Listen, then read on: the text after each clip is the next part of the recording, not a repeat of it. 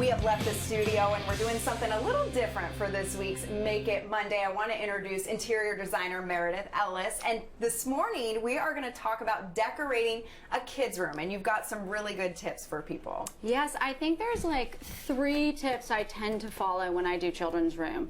Number 1, you want to really make sure that the room is going to change and grow with the child. Yes. Number 2, you want to make sure that the room really functions. That's important.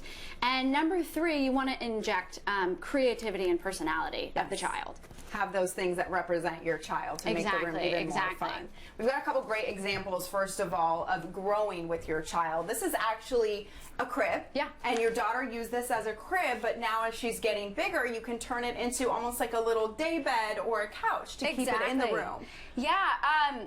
You know, cribs are not going to last forever, but they can last a good 5 years at least. And so this one happened to have a side rail.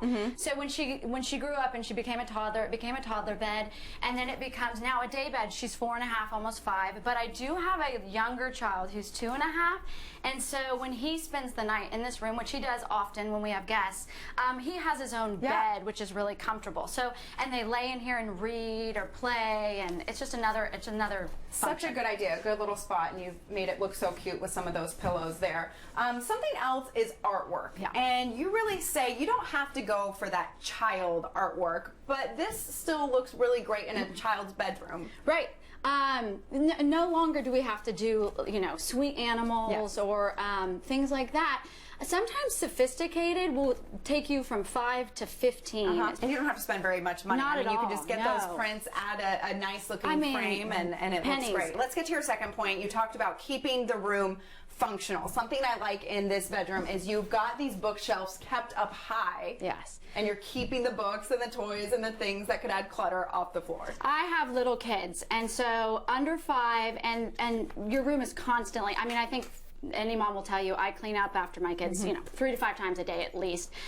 This helps keep things really organized. I can reach that for them or a babysitter, but it also keeps it clean, clutter-free, and it's fun to look at. Something else is you've got a couple of these bins, or you can keep big baskets, and that's a good place to keep toys off the floor and avoid clutter. Exactly, as they're very messy, you might notice. Again, one of those moments, it's like, hurry, clean up the house, and everything just gets swept into a basket, which is so great. I mean, that's what we're really about, is efficiency as moms. But also, I have a desk skirt on my daughter's bed, which hides other bins. You can get great bins for clothing. You can put baskets for toys. Keeps it clean, clutter-free, and they're really easy to access for the kids, too. Yeah, a couple things. You talked about adding personality and personalizing your child's room. You've done some pretty simple things. I absolutely love this bulletin board, and you did that yourself. Yeah, I actually bought the bulletin board when she was first born.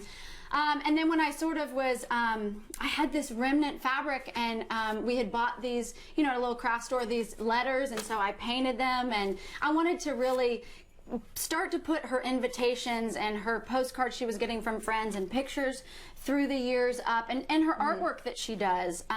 So it was just, and it can rotate. Yeah. So as she changes, things go up, and I think it keeps it clean. It's a little bit more fun than just looking at a cork board. Yeah. It just, again, personalizes it, makes it creative and fun. And doesn't take a lot of work to do.